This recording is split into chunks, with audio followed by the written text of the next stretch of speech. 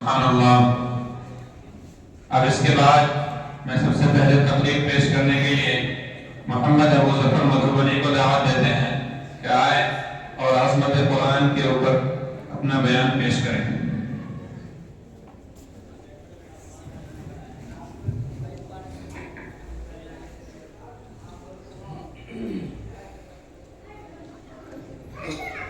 السلام علیکم ورحمۃ اللہ وبرکاتہ۔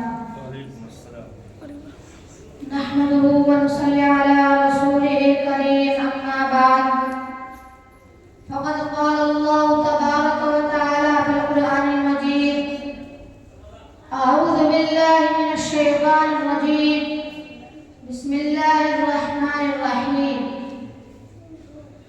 ذلك الكتاب لا ريب فيه هدى للمتقين.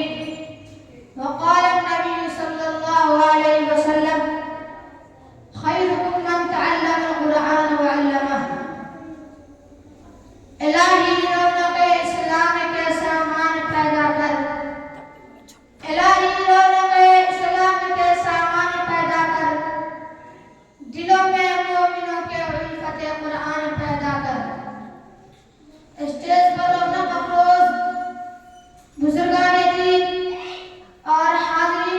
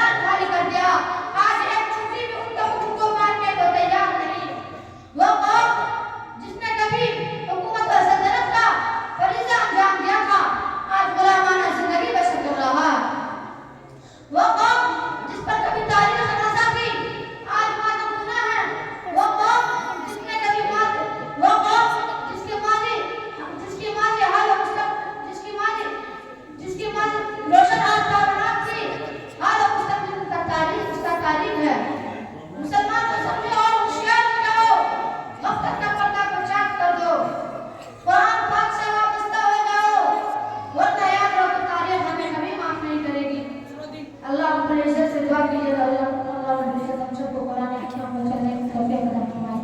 आमीन। आमीन।